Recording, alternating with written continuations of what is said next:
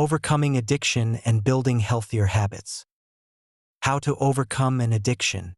There's a concept that can help you stick to good habits and avoid bad ones, and it's called the nothing rule. How does it work? Imagine you go to the gym and do an intense workout, pushing your body to its limits. The next few days, you're likely to feel sore, but instead of feeling bad about it, you actually feel good, right? Even though it hurts to get out of bed and move, you feel positive because you know you gave it your all during the workout, and now your body is recovering and becoming stronger.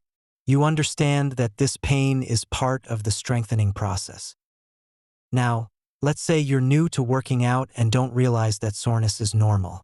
If you woke up 2 days after your first intense leg workout with severe pain in your thighs, you might get worried. This pain could even lead you to take some medication to alleviate the discomfort, but the only difference is that you don't know this pain is expected and actually a good sign. The reason I'm mentioning this is that pain works similarly when it comes to our addictions, and not just addictions but all of our behaviors. Whenever you engage in enjoyable activities, whether it's playing video games, watching adult content online, or eating junk food, you're boosting your dopamine levels far beyond their usual range. The interesting part is that once you stop these activities, your dopamine doesn't just return to its normal level, but actually drops below baseline in proportion to how high the spike was. This means that the more intense and prolonged the pleasure you were seeking, the deeper and longer your dopamine levels will fall. So, what does having low dopamine feel like? According to Google, it involves a lack of motivation, fatigue, difficulty concentrating, anxiety, an inability to enjoy things that once brought you pleasure, feelings of hopelessness, trouble sleeping, and more. Essentially, you'll feel awful. This kind of discomfort is a type of pain, but not the physical kind you get from intense exercise. It's more of a mental, dull, sad discomfort. Interestingly, this pain is actually beneficial, just like the soreness you feel after a workout.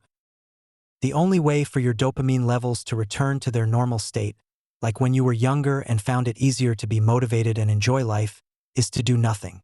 The feeling of boredom, sadness, and fatigue after taking a break from pleasurable activities is actually a sign that your dopamine is slowly starting to recover.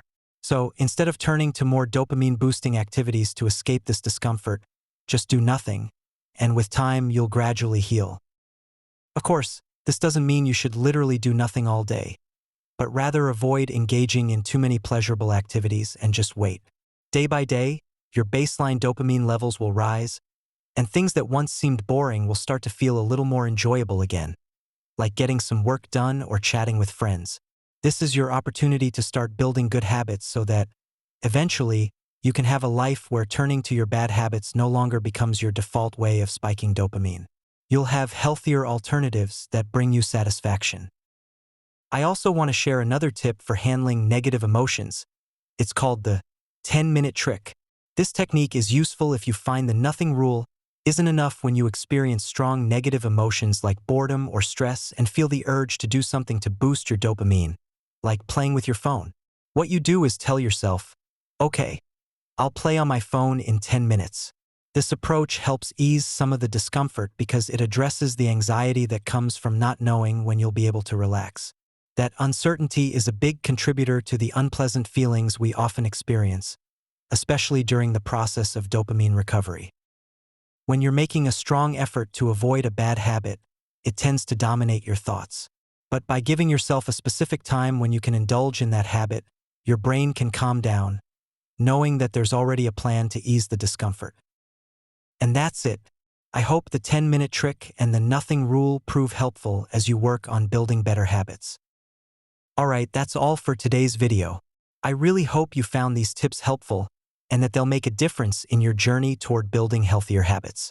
If you enjoyed the content, don't forget to give it a thumbs up and share it with anyone who might benefit from it. And if you're new here, make sure to hit that subscribe button and turn on the notifications so you never miss a video. I've got plenty more coming your way. Thanks again for watching, and I'll see you in the next one. Take care.